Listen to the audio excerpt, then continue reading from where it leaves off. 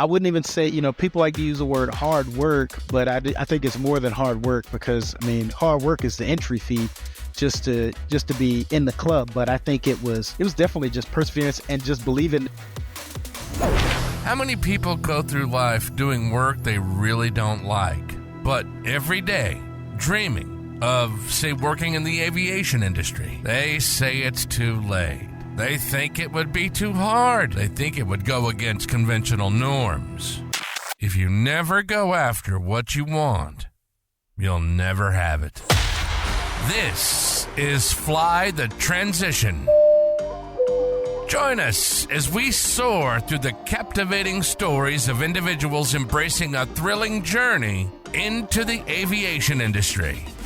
From pilots spreading their wings to mechanics fine-tuning the engines and a myriad of industry professionals, each with a unique tale to tell. Get ready to dive into the diverse backgrounds, the pivotal moments that propelled their leap, and the sheer determination that transformed their aspirations into reality. We're not just about dreams. We're about making them take flight. Welcome to Fly the Transition. And now your host, Jim Schilling. Welcome back, everyone, to this episode of Fly the Transition. I'm your host, Jim Schilling. We took a couple weeks off there, but we're ready to get back into some inspiring stories of aviation career transformation. All right, so it's been a couple weeks. I took some time off to go on vacation, get some time away from work and from the podcasting, and really just recharge the batteries. So I am back at it, ready to go, and bring you some more great content. All right, so admittedly, even though I was on vacation, I did still get to experience some fun aviation stuff as we took a trip down to Turks and Caicos, my wife and I. I experienced being in a hold for the first time in a commercial aircraft, as well as landing in an airport that doesn't have any taxiways. So we did a maneuver I'm used to from all the non-towered airports that I fly into from time to time, and we did a back taxi on the runway itself. So that is a super, super busy airport. It was really interesting to see how those operations in a small airport in another country works. So that was pretty cool. And on the flight back, we had some delays, but we also got to experience a go-around, which, again, I've done plenty of those with my terrible approaches from time to time, but never experienced it in a commercial aircraft, but it was pretty cool. And the other people in the aircraft obviously wondering what's happening and kind of just watching how the general populace reacted to that go-around situation. So everything was really well executed and hardly a hiccup whatsoever in any of those things, whether it be the hold or the back taxi or that go-around. So just some neat things to experience from the other side, being a passenger on a commercial plane as opposed to me and my small little four-seater. As I've jumped back into the aviation space, I learned today, actually, that the new CFI ACS is coming out and will be effective May 31st. So those of you who are kind of in a similar boat to me where you're building up ratings or you're working towards that CFI rating, you'll know that the PTS, or what has been the law of the land for quite some time, and the Airman Certification Standards, or the ACS, has been kind of in the works in the background as something that will be coming out soon. So they have announced that will come out on May 31st. So where that impacts me and this program, I still have a little ways to go with my CFI rating, so I'm going to try to knock that out as I've been preparing for everything through the PTS. Not that I couldn't, pick up the ACS, which I don't think is going to be drastically different, but this might actually be just a good thing to give me a push across that finish line of the CFI rating that I've been dragging it on for maybe a little too long. So the impact on the program itself here for Fly the Transition, I won't be doing a weekly podcast for the next couple months as I work on that rating. It'll probably be about every other week, so I'll offset this and Flying Midwest. So once a week, a podcast will come out. It just won't be this podcast every week. So certainly some interesting things to come. I'll keep everyone posted as I progress through my own ratings of my flight instructor journey. So on to this episode of Fly the Transition. I am super thrilled to welcome Kenny Thomas. He is a commercial airline pilot now, but he didn't start flying until he was almost 30 years old. So his story starts from a childhood in the Bronx and not really having a lot of exposure to aircraft beyond some parents in the military. And through that, he was able to go to some air shows and just thought that you had to go into the military to become a pilot, which is a pretty common theme that we hear from time to time on the podcast. So he went into the Air Force as an enlisted side, working as a maintainer on various fighter aircraft, and then ultimately would go on to leave the military, join an ROTC program, and come back as an officer and become a navigator. So he'll talk about his journey and the different steps it took and the challenges and perseverance he had along the way to make his way to a professional flying career. So all that coming up now on this episode of Fly the Transition. Well, Kenny, thank you so much for joining me on the podcast tonight. I appreciate you taking the time out, and I'm really excited to hear some more about your story and where you've gone with aviation. So thank you for coming on. Yeah, it's good to be here, man. I greatly appreciate you having me on here. Yeah, absolutely. I'm excited. So I'm going to start off with a pretty obvious question. How were you first exposed to aviation? Was it something growing up or something later on in life? Or So when I was little, I'm from the Bronx, and there's not really no airports and nothing there, but planes would fly over all the time. My uncle was in the Navy. He would send me like transformers that were airplanes and stuff. He used to work on an aircraft carrier. And my mother, she was in the Air Force. And when I got a little bit older, we used to go to air shows because she was actually a mechanic in the Air Force. Okay. So going to the air shows, I thought was the coolest thing because, all these jets and the planes flying fast and everything. So for me, that was really, really exciting. Just being in that environment. From there, I used to watch, movies, play video games, that had to do with flying and aviation. So that's really what got my interest, was just constantly being around it and seeing it and that aspect of it. Okay. So as you're growing up in the Bronx, though, you mentioned like there's not probably a whole lot of small airports in the middle of the Bronx, right? Nah, there was the exposure I got from aviation was definitely not from the Bronx, and really, I mean, there wasn't any pilots, anybody who flew planes that were there either. So that was a whole nother thing. Once I was with my mom and she was in the Air Force, that was a little bit different because you got to kind of were around it in that regards, but still really didn't know how to get there, but I knew it existed. And that was really the thing, knowing that flying was a thing. Right. It was a dream, really. So at that point, though, I'm assuming you didn't have like a clear path of like, I'm going to go into aviation. Like you just had an interest, but maybe not a path or maybe even the right mentorship to know what those options are. No. And so for me, when I got to high school, I was in junior ROTC. It was Army ROTC because we were in Maryland at the time. And it still wasn't clear how to become a pilot in the Air Force. I mean, generically, you could tell somebody, oh, well, all you got to do is go to the Air Force Academy, go to ROTC, and you can become a pilot. So is that. So they when people say it was so generic, like it's one step that gets you there. Yeah. So I didn't really know how to get there, even though I was like, I want to get there, I want to do this. But the thing I did know was I needed to at some point get a degree and go to the military if I wanted to fly in the military. Okay. That was the extent of like my knowledge at the time of how to get there. I didn't know that, I didn't fly a plane until I was way, way much older. I didn't even know you could fly planes when you were young. I thought you had to wait till you get in the military, pass all the tests. I just thought it was, something way down the road. So yeah. Well, and I mean, honestly, me too. Like as I grew up, and I mean, I was in an Air Force ROTC program in high school, and like I thought that like the pathway to flying is through the military. Like I didn't think that there was any other route. So you have to go on the military and you have to go that route. And that wasn't something that, was really in the cards for me at the time, college-wise. And kind of the same thing like you said, like it just seems so easy at face value. Oh, you go to the Air Force Academy, but there's so many steps and it's not everyone gets in. So very good points. Yeah. You mentioned that, you're looking at the military. So when you were first exploring aviation, was your dream then to be a military pilot? Or is that just because that's the only route that you knew? I honestly didn't know any other routes. I thought that you had just kind of like, I thought, well, you got to become a military pilot. Yeah. And then later on, people become commercial airline pilots. Like I just thought that was the pathway to get there. And, as I got older, it's like, oh, this isn't the way, man. I was so naive. But I hear this from kids and parents all the time now that are like, oh, well, you got to go to the military to become a pilot, right? It's like, well, actually you don't. And so for me, it was, I just really, I was kind of lost on it. So my method was, I actually enlisted in the Air Force. Okay. I got a job working on the flight line. I figured if I could at least fix planes and kind of see where that goes, and then maybe work to get, go to ROTC, work my degree and kind of work at that route. Okay. But that was purely just me just going in a direction and trying to figure it out. So you talked that you got a flight line job when you got in the Air Force. So what was your role when you got in?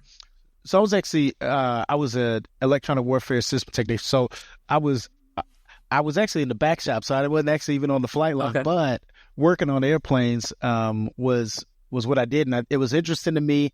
And I figured that, hey, if I can fix planes, and maybe, next I can find a way to be able to go fly them. Yeah, sure.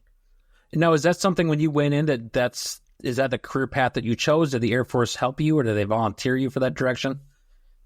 So when I enlisted, I knew what job I knew I wanted to be some type of aircraft mechanic, electronic, avionics type thing. But, they didn't really, they didn't say, oh, well, you'll go here and then from there you can become an officer. Then you can do this. I mean, people said, yeah, you could do it. But I mean, more people were like, well, you're not going to, it's hard to fly planes. It's probably not likely. But you can at least work on planes. So it's kind of like they just like, well, you can just kind of do this and this will be good enough. Okay. So for those that aren't familiar, what is an electronic warfare systems technician? Oh, yeah, that's a good question. So we work on the electronic systems that basically there's these pods, these systems that go on fighter jets. Okay. And what they do is they jam enemy radar. So they take in the signal, they mix it up, and then they send it back so that the enemy radar can be confused. That way, if an airplane is flying in a particular area, the system will either block the signal or it'll make the enemy system think that the airplane is somewhere else. Okay. And so I scored really good scores, so I was able to get that job, and I had a real interest in electronics and stuff. So it was a really, really cool and interesting experience being able to do that. So what airframe did you work on? F-16. F-16, and I was okay. My first duty station was Aviano Air Base. So as a brand new airman, I was off to Italy. Off to Italy. So that was all good. I was there I did one assignment at Aviano. Okay. And it was interesting because they said, hey, we need people in this job when I came in. And then after I was there for a few years, they're like, hey, we have too many people in this job. Yeah. And so they're like, you can cross train, or if you want to get out early, you can. And so for me, I luckily found a way to, I forced shape. So basically I got out with no penalty and got an ROTC scholarship. Okay. And even still, there were some officers that while I was actually at Aviano, I was taking college classes, and there were some Army guys in the classes I was in that actually were the ones that told me, hey, you can apply, even though you're going to the Air Force, this is how you become an officer. So they gave me some direction. My dad, he had recently became an officer in the Air Force. So I started figuring out how to become an officer in the Air Force, but still didn't really understand the flying part. But I knew that it was one step at a time. Yeah. So what'd you go get your degree in then? I got a degree in math. Okay. And I had no desire to actually be a math teacher or anything like that. But the alternative was, you go be a engineer. And even though I liked electronics, I was like, I didn't want to be an engineer. Yeah.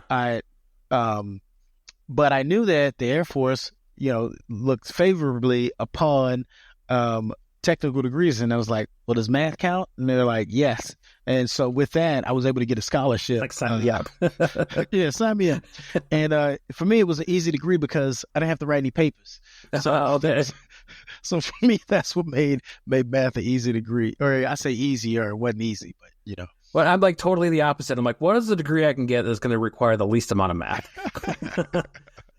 Right. I mean, I joked around at first. I'm like, I would like a 2-year degree with no math and no science. I mean, granted, now I'm more into science than I was before, but at the time, I'm like, what's the easiest path here? So. Right. It was not easy. And I think because of the fact that I knew that I wanted to do the next thing, it made it easier for me to overcome the obstacles and to be able to find a way. A lot of times people would tell you, hey, don't tell people what your goals or your plans are, because, they might, they'll try to talk bad about it or whatever. Sure. I say this: there were people who didn't believe what I was doing or didn't think it was going to happen. But I honestly say there were more people that found ways to help me, achieve those goals. When I was trying to take classes, I had NCO that was like, well, you don't have time to do that, and I had another NCO that was like, well, if you're going to do this, we're going to make it work. And so I had the support of people to be like, hey, you're trying to do something good. We're going to help you make it happen. That's great. So definitely, thinking back, those little things that at the beginning are the foundation of me to even be, anywhere I'm at now. So sure. Shout out to good leadership. Yeah, absolutely. Right. Taking care of the troops. So we talked a bit about force shaping. So how long were you in that electronic warfare position? Just about 3 years. Okay. I was an aviato for 2 years and change. Tech school was about 6 to 9 months, something like that. But I was there, and actually, they said, hey, if you want to leave early, you can, and you'll still get your full benefits. Mm-hmm. And what I did was, while I was on leave and came to visit my parents, I talked to the different ROTC departments and said, hey, if I want to join ROTC, what do I need to do? And, if I was doing one of the inside Air Force programs, it was a lot of red tape. I said, okay, if I'm not in the Air Force no more, what do I got to do to join ROTC? They're like, you just sign up for the class. Isn't that crazy? It blew my mind because it required like 53 million signatures if I was to stay in and try to do one of the different commissioning programs. Yeah. But I said, so if I just separate and I just sign up for ROTC, they're like, well, yeah, you just, you do an interview with us and you just sign up for the class. And as long as you can pass the physical and PT test. And I said, well, I'm in the Air Force, so I got a good physical, right? And I passed the PT test. They're like, well, yeah, just come on in and, you come in, you do well the first semester, we'll give you the scholarship. So that's wild, man. It was so easy that it blew my mind that it was like, I just sign up, so just, and also too, at that point I had already, I'd been taking college classes. So I figured out my groove on how to do well in school, but the fact that it was not difficult to get in, and I think that's the thing that I wish I knew, that it was so easy to get in the program. You just got to do the work once you're there, but right, it was easy getting there. Yeah, it was. Door was wide open, and at University of Texas San Antonio during that year, the Air Force gave anybody who was at that school a scholarship if they qualified. Okay, so I was like, timing was good. Yeah. I was ready. So I'll take lucky over good any day. There you go. Sometimes that helps in the course of our careers. A little bit of luck sometimes doesn't hurt. So yeah, I'll definitely take it. So you go through college, and then So I assume that obviously you're here, so you get your commission. What are the steps after that? Did you get an aviation slot right away, or did you have to do something else first?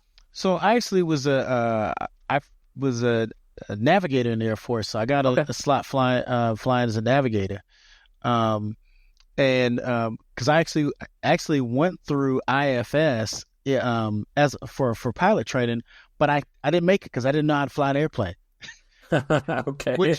Which seems kind of funny because when I joined the Air Force as a electronic warfare guy, they taught me from zero to know how to do it. Yeah. And at the time, it was IFS, so it was definitely a screening process. I had I showed up, I did well in the test, but I just didn't know what I was doing. And that's one thing that if I had any level of anything to be like, hey, get some flight time before I went, I probably would have done better. Sure. The thing is, because of the fact that I did well on my test, had a good attitude and everything, I still got to fly, and I got a slot going to nav school.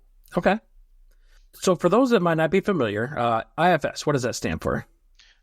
Introductory flight screening.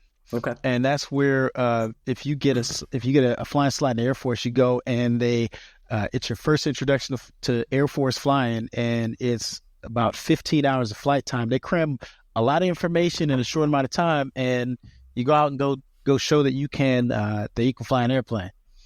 Gotcha. Now it's different because now it's IFT. So the name's changed. It's initial flight training now. So now it's actually preparing you for flight training.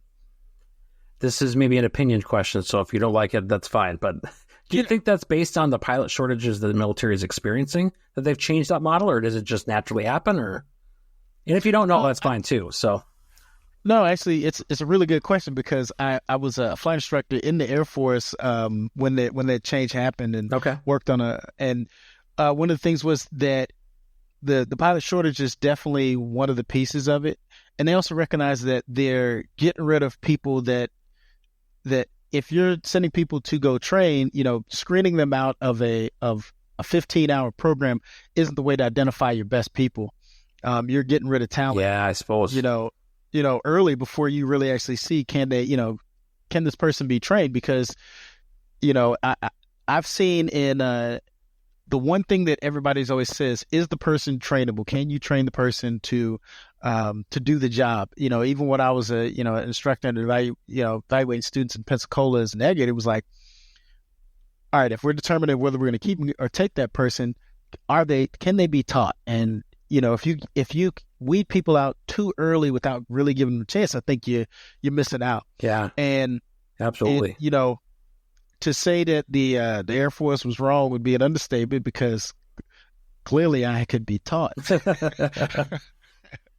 But went to nav school and still had a great time flying as a navigator in the Air Force as well. So that was actually a lot of fun.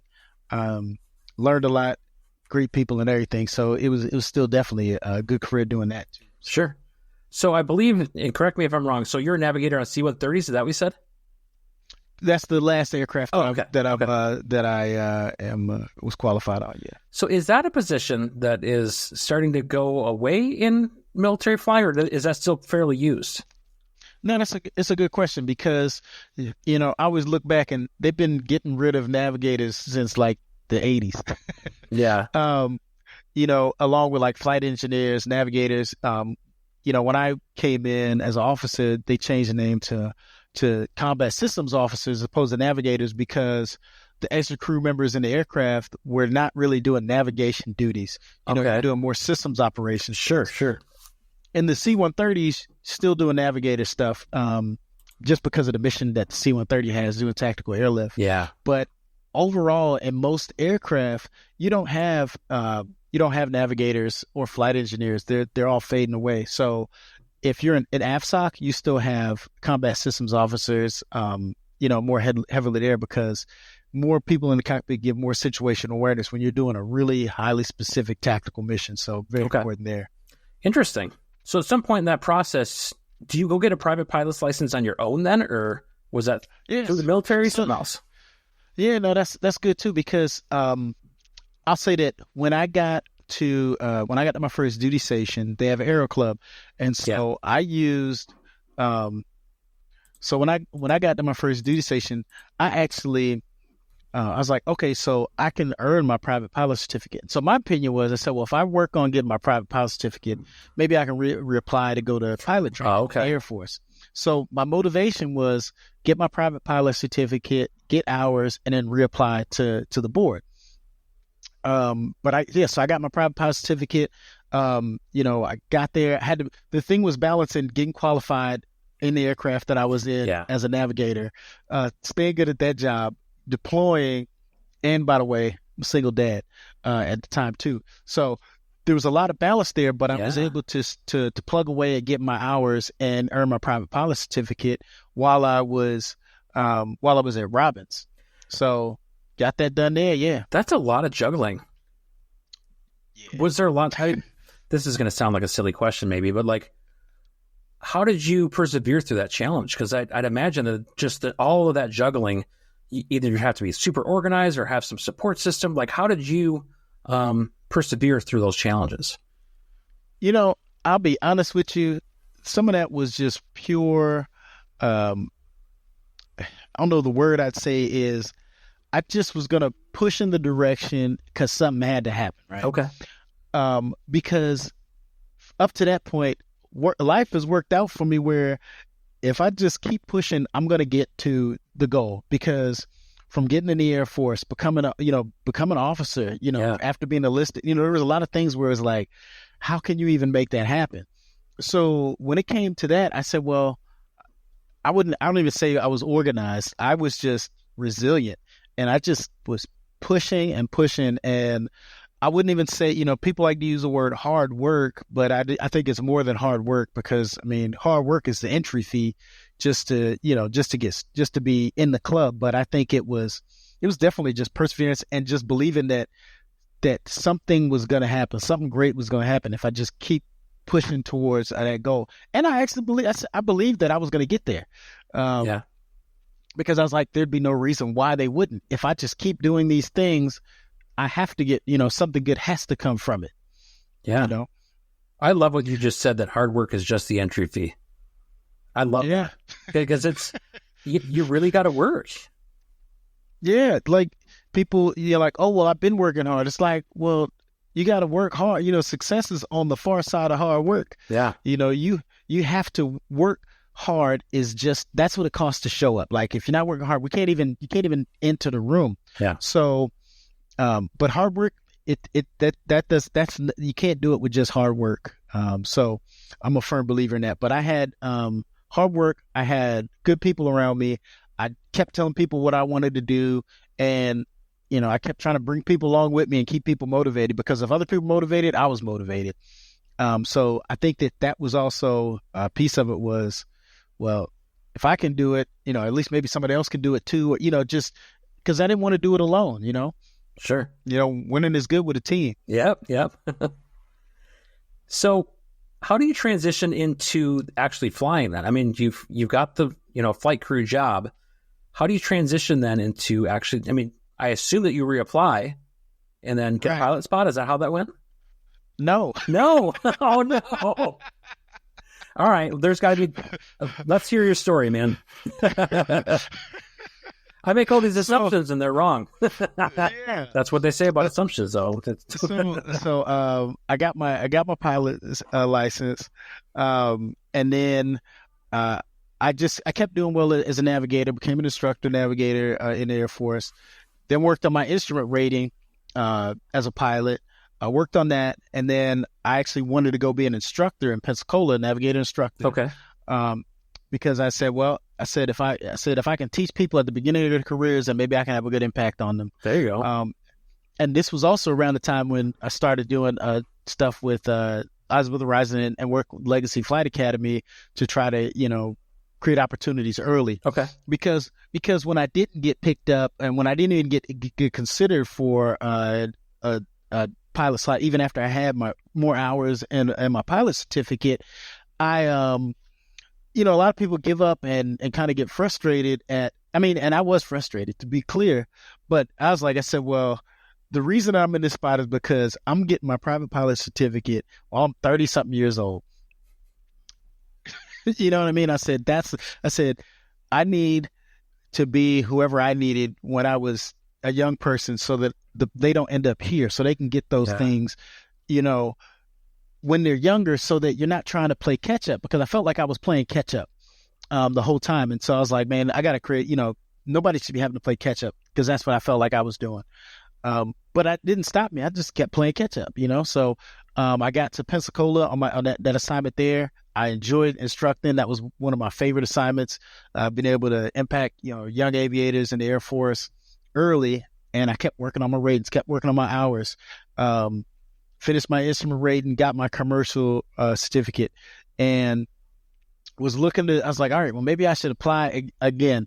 And I ended up not applying, but I had all my stuff ready to apply, and I said, well, I looked at where I was at, and people were telling me, they're like, hey, have you considered like becoming a commercial pilot? And I was like, no, I want to become an Air Force pilot. And they're like, well, you can become an airline pilot. And I was like, that just seems too far. I had too many people were like, there's no way you can become it's too hard to become an airline pilot.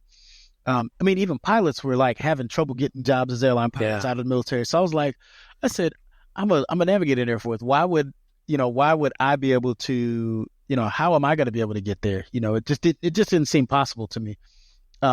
Without becoming an Air Force pilot. Like it just seemed like you had to do that first.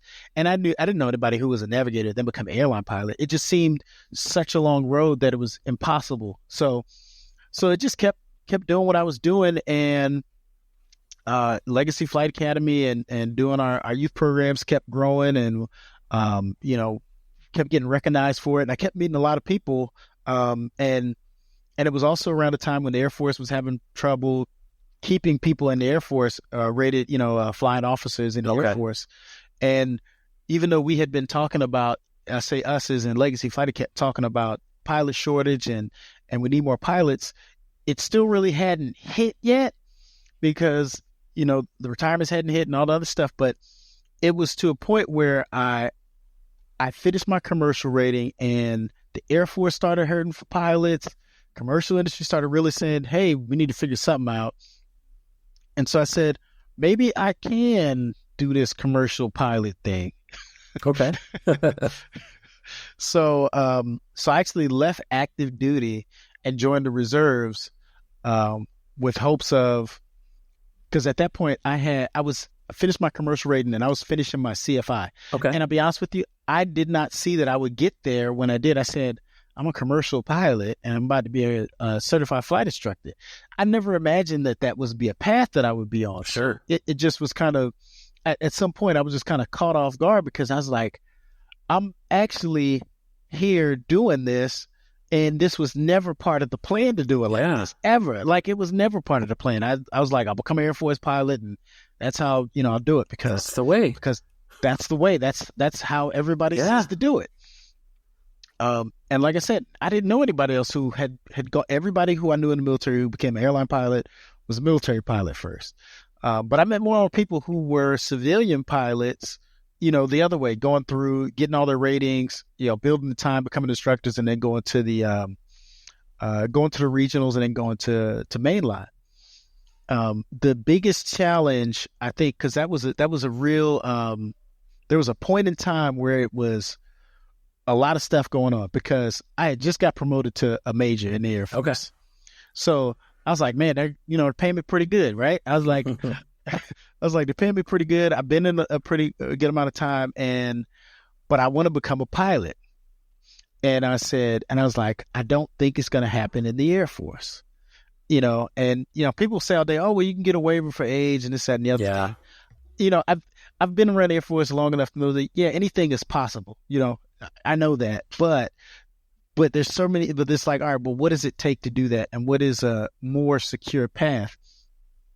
So I was going to have to balance between giving up a full-time career as what I would say very successful career, having been promoted to a major. Yeah. They don't hand out those oak leaves, So,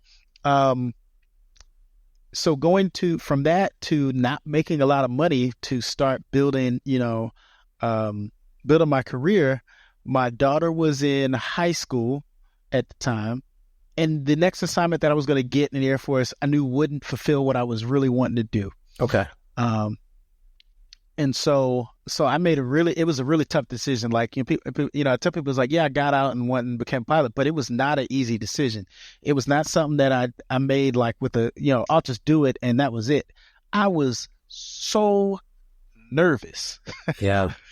Like, it was, getting rid of your security blanket, being in the military for so long. I've watched, and the thing is, I've mentored, counseled airmen about staying in or getting out. And, I've had people be like, oh, well, I'm staying because I don't know what to do next. And I said, well, don't stay because you have nothing else to do, especially if you want to do something else. And I've told my airmen that so many times. So I had to take my own advice. I was like, I had to take my own advice. And it was a big risk, but I was like, all right, let's make this happen. And going to the reserves, I think was a good transition because it kept me kind of like keep one foot in, one foot out as I try to navigate the waters and navigate the skies of getting there. So before we get back to this interview, a quick word from those who make the Fly the Transition podcast possible. Aviation friends, are you looking for eyewear that's as adventurous as you are? Look no further than Flying Eyes Optics.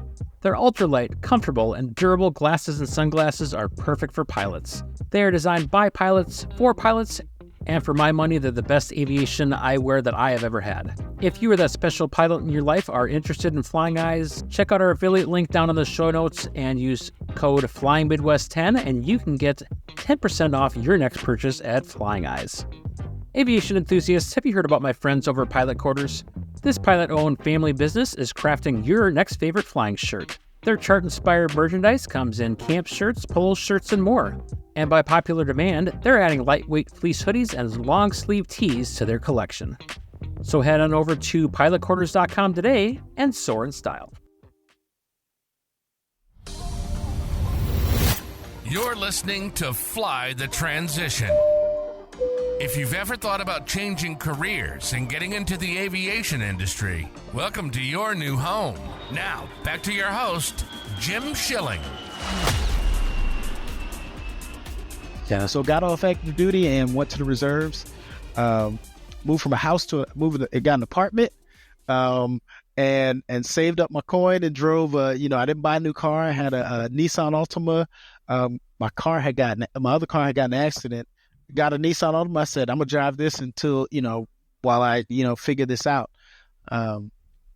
So then I went to C-130 training for the Air Force. And while I was there, I saved my money there. And when you're TDY, temporary duty for those that don't know, in the military, they give you per diem, so they give you a little bit extra money for living expenses.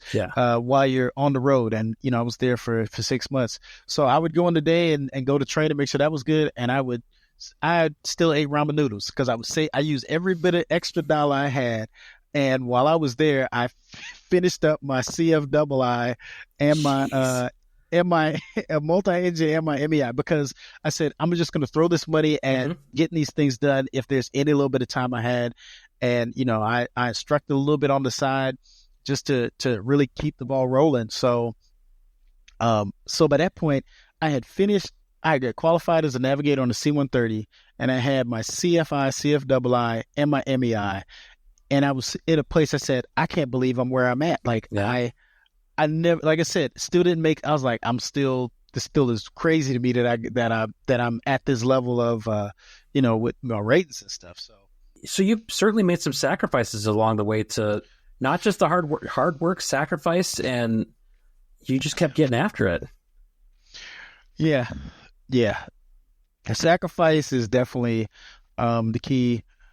People ask me, what do I got to do to become a pilot? I think I try to rephrase and ask, the more important question is, what are you willing to sacrifice in order to become a pilot or to become an airline pilot or to chase your goals? Like, if you're not willing to sacrifice things to get here, then you're not going to get here. It's going to be a different road for you. It's hard for people to say, oh, well, I want to do this, but I don't want to do this, but I don't want to do that, but I want to do this. It's like, all right, well, I'm only telling you how to get there. Yeah. It's up to them to do the work. Yeah, definitely. So where does your story go from there? You got your CFII, MEI. What happens next? Yeah, so I got my CFI, got my CFII. I had got, at that point I was instructing, and I was trying to get on one of the pathway programs to be able to, because I said, okay, well, now I'm starting to build hours, and people I knew were like, hey, there's these different opportunities, apply for these low time jobs. I was working on getting on with one company to get rolling on a program, and then COVID hit. I was waiting for I knew at some point with the timeline that you've got, COVID's going to fall in here somewhere. Where's it going to be? So here it is. Yes. So, and mind you, through all of these things, we're still doing our youth programs and everything. And COVID happens. And when this happens, I'm like, okay, what am I going to do now? Cause I'm in Georgia at the time. And I was like, okay, well, if I can't go there, I still got to build up my time. I still need to get my hours up. So, the Air Force actually called me and said, hey, Kenny, I know that your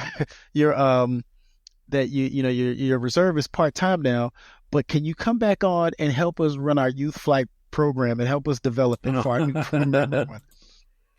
And since it was COVID, it was kind of weird because I was like, well, can't nobody go nowhere. They're like, well, we're going to do it virtually. I'm like, Oh, we are. what? I said, okay. I said, all right. So, and it was interesting at that time because that's when Legacy Flight Academy started doing like virtual events. The Air Force was doing virtual events. I worked with their program to help create an online program for them. And then, so what I did during that time was, since I was working remotely, I would work, I would work during the day, during the times that they needed me to work. And then when, once it was clock out time, I was at the airport flying. So I would some days go and work at the airport because nobody was there. Okay. I was like, well, I'm remote. I can plug into the Wi-Fi and I'll sit there and work all day. And then as soon as it's clock out time, hop in a plane and go fly. So I did that. So I was working full time in the Air Force and instructing at the same time.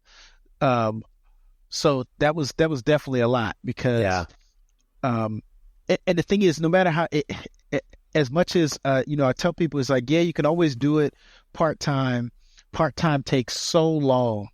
It just really does. But it's what we got to do sometimes, so that's what I did. I did that for a while. And then once I was done with that, we did a summer program. Once that summer program was over, I was like, all right, well, now I'm going to flight instructing full time. And as soon as I got done on orders with the Air Force, I went to instructing full time. And within a few months, I got a job flying beach jets for a corporate company. Okay. So, funny thing is, around that time, I had reapplied to be like, hey, maybe the Air Force is something like the pilot training. I at least asked the question. Yeah. And don't know if you don't ask. Like, well, right. They were like, well, maybe we could, we got to, we'll see what happens. And in the time they were figuring that out, I got a call to, hey, got an interview for you to go fly jets. I was like, well, there it is. Yeah. There it is. So, from instructing to flying jets, and it was surreal, to be honest with you, because when I was in the Air Force as a navigator, we got trained flying right seat in the T1 Jayhawk, okay, the Beach Jet 400. The first job I got flying jets was a Beach Jet 400. Nice. So little familiarity then. Yeah. So it was like the only difference is we're not flying it at 500 feet. Right. So that was actually really actually a great experience. Good, bad, and ugly, learning about aviation and being a jet pilot, and balancing that. And by the way, also in COVID was right before COVID hit, I proposed to my wife. Okay. And then COVID happened, and and so all this time too, I got married in that time, and my daughter's on her way to college, and our oldest daughter's on her way to college, and we're balancing all that. My wife gets stationed in Germany while COVID happens, so there was a lot of things that was going on, and we're still plugging through it. And I'll say during that period, the support of my wife made it so that was really possible. Because I'll be honest with you, I don't know how during that time period how I would have been able to make it if my wife didn't support what I was doing. Oh, sure. It's a huge part of the equation, I imagine. Oh yeah, absolutely, especially with a kid going off to college and all that. So it's definitely I wouldn't even call it balance, because it doesn't, it's work-life balance. It was just work and life, and you somehow think you're balancing it. But, flew corporate for a while, and then just kept flying to build up time, jet time as a jet pilot. Mm-hmm. And then I went to I kept staying in contact with, always talking to my mentors and asking, hey, what do I need to do? And asking for help, constantly to make sure that I'm not like missing nothing. And went to a conference, RTAG conference, so conference for military aviators.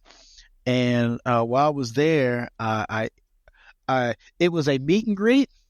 But when I went to the meet and greet turned out to be an interview, which as sometimes people go to meet and greets and aren't prepared. I went to the meet and greet prepared to interview, because the meet and greet turned into, hey, you want to come back in a couple hours for an interview, and I went through the interview went through a few different interviews, and I got offered the job at American Airlines at the RTAG conference. Wow. Yeah, so that was big. That was big because when someone told me to go to the conference, I was like, it's just, it just to go kind of see, what the, kind of how things are going to go, and, so they can tell me what I need to do next year, to prepare for, because in my mind, I was like, I'm going there ready to interview, but I'm expecting that they're going to be like, hey, work on this, do this. Sure. And then by next year, you'll be, you should be good to go. So when they said, come back for the other interview, and then there was another interview, and then another interview, and I was like, okay. I said multiple interviews is a good thing. So yeah. And at the end, they gave me a conditional job offer. Nice. To me, was that it still didn't make sense to me. I said, man, I could not believe I was there, because it wasn't the path that I set on, in the sense of, I knew I wanted to be a professional pilot. I didn't know that the way that I went was not the way that I thought I would get there. Yeah. And so, so for me, it just was unreal. And I remember someone, this kind of made me laugh, because someone that was there who knew me, it was like, hey, what's going on? I said, yeah, I just got this job offer. I was still in like a daze, because I couldn't believe it. And they're like, they gave you a job offer? They're like, but all right. I said, yeah. They said, well, I said, stop. I said, I said, you know me a long time. Check my resume before you say anything. Because it was like a disbelief from somebody. I was like, time out. Yeah. Time but out. You got an offer? You're like time out. We're not going to play that game. Yeah. But it was just, I think that, I just was doing the work and keeping my head down, Yeah. I was just out here doing it. And the fact that I got the job offer, was just huge, because I still didn't believe it when it happened. I still was like, nah, this is just conditional. Yeah. We'll see what they're really going to say in 2 weeks when I get an email from them or something. But, that was actually, that was, I'm coming up on 1 year now here, at American Airlines. So, good for you. Yeah, man, I still is unbelievable. So, are you still pensioning yourself, or have you come to terms with the fact that you are a professional pilot for a major airlines? So I smile every day, man. So it's a dream that I get to live every day. I still laugh at the fact that I'm like, I can't believe y'all paying me for this. When people complain at work, I laugh at them, because I'm like, this is the easiest thing I've ever done, in the sense of like, we're here, like I made it. Yeah. Yeah. I'm kidding. Because it took a lot to get there for you. Right. Exactly. So, it was definitely not given. And nobody shows up here, like they don't hand these wings out for free. But some people's path is more straight than others. Sure. Absolutely. And, whatever path it is, you gotta be willing to do what you gotta do to get there. And so, I'm a testament to, come out here, get it, and make it happen, Yeah. So for you, what are the biggest pros to now being with the major airlines? I don't got to look for a job no more. Yeah. I made it, like I'm here. I look at it as, big picture, long term, the stability and the money will be really good. Okay. I tell people, if you can be a major airline pilot for an extended period of time with no issues, like you can have an impact on your family's trajectory in a way that not a lot of other careers can. You can make as much money as doctors without having to cut people open.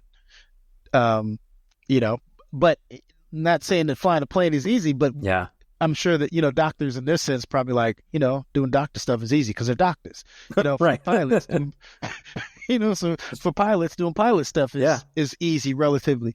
I think that the schedule, as time goes on, will get better. I mean, working half the month, I enjoy the travel. For me, being able to travel is amazing to me. Being able to go and see my family and friends Sure. while at work is it's like, okay, like the last week I went and saw my mom in San Antonio, my brother and my sister, and then when I was in Jacksonville, saw one of my friends, saw my dad, like, so, and that was just me going to work. Yeah.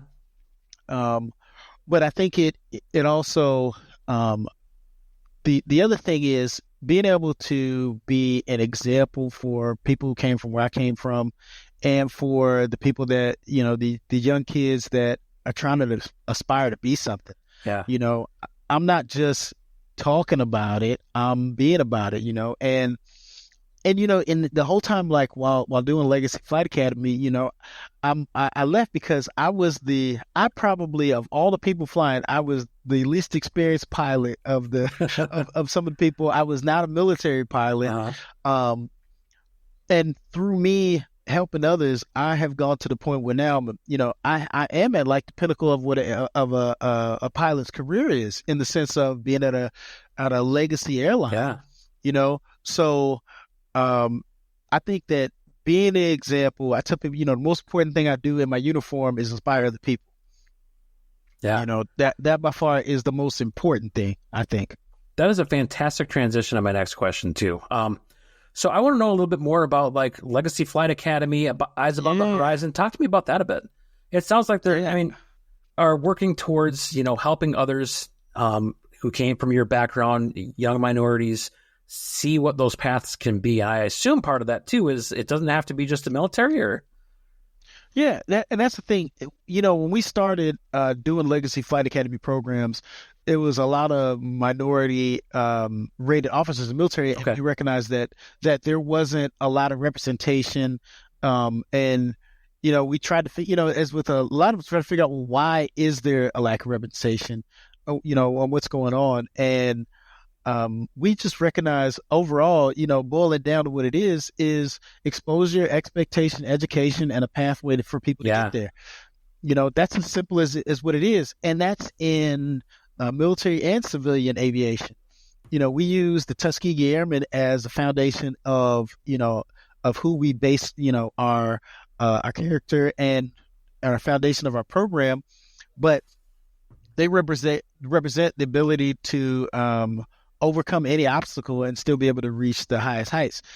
So as we talked about before, most military pilots transition into being commercial pilots. Yeah. So we don't miss out on the fact that we want our students to be able to have the opportunity and know how to get to either path they want. Sure. Because there's a lot of things you can do in the world, and all young people want to be, rock stars, rappers, musicians, athletes, basketball, all the baseball, they want to be pro athletes. And the thing is, I can tell you how to be a good athlete. I can't tell you how to become a pro. I can tell you how to write a good song, but I can't tell you how to, make it to the Billboard, the top of the billboards. Even if you do everything right, but I can guarantee that I can tell you how to go step from 1 to 10 to become an Air Force pilot. I can tell you steps 1 through 10 how to become an airline pilot. I can give you the path on how to achieve those goals, because it's there, and the steps are easy. They're there. But if you don't know, it can be overwhelming. So you can give somebody a list, and it takes more than the list to get somebody to be able to do something. It gets kind of annoying when people say, well, you got the internet, so there's no reason nobody can't become pilots. It's like, it's not that easy. It's like, it ain't right. That's like me saying, here's a checklist, go fly the plane. You still need guidance, even if you can read. So we do a lot of programs. We do motivational speaking, going to schools, going to events with our par motivations. We do our one-day outreach, Eyes Above the Horizon. We go take 100 kids flying, give them their exposure to aviation, and introduce them to other local aviation programs in their area, and really help connect the dots. And our Double Victory Flight program, we take kids for 2 weeks and get them from zero to solo to show them cool. that hey, you can fly a plane by yourself. Yeah. And if you really want to do it, it's possible. So really, really giving the pathway. So I love that. You're providing that exposure that you didn't have as you grew up, and the exposure, the mentoring. I assume there's some coaching with that too. That's fantastic. Good for you, man. Absolutely, man. Absolutely. So let me ask you this question. If there's someone listening that wants to get involved with that program, how would they go about doing that? Well, you can go to legacyflightacademy.org. You can Google Legacy Flight Academy. We're on Instagram. We're on YouTube, and you can find us there. Yeah, we're on the internet. You can look me up. You can look up Kenneth Thomas. Look me on Instagram. One Fly Noop, the number one FLYNUPE. We're on the internet, and we're everywhere. So, reach out to us, and we'll be glad to talk to you, give you guidance on how to get involved in programs, how to bring our program to your city. There's a lot of things we can do, and our program is 100%. It's a 501c3 program, and all of our members are all volunteers. So we all do it out of the kindness of our heart. We've recently, in the last few years, been able to give out scholarships to students to help them actually get started. Oh, that's great. So and where we differ from some programs, we don't just say, here's money for flight training.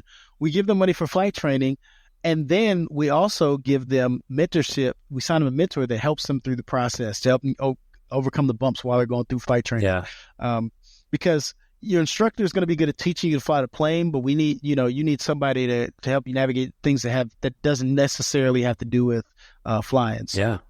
Awesome. Yeah. So my last question for you, what advice do you have for others who are maybe getting into aviation either later in life or making a career change? I say, if you are changing careers, and you have responsibilities, you have a family, or you already have a job, you have to ask yourself what things you and your family are willing to sacrifice before you make that change. You have to be able to ask yourself, what are we willing to sacrifice? Be willing to take the short-term pay cuts.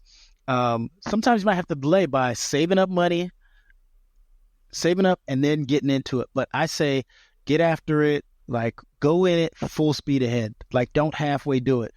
Go and get your ratings as quickly as possible so you can get from wherever you're at into the cockpit of a jet, so you can get to back where you're at and supporting your family in the shortest period amount of time as possible.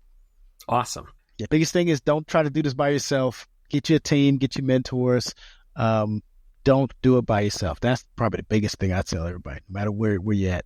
You're not the first person to do whatever you're about to do. Yeah. Seek out that mentor that's done it, they've been there, willing to help you out. Right. Definitely.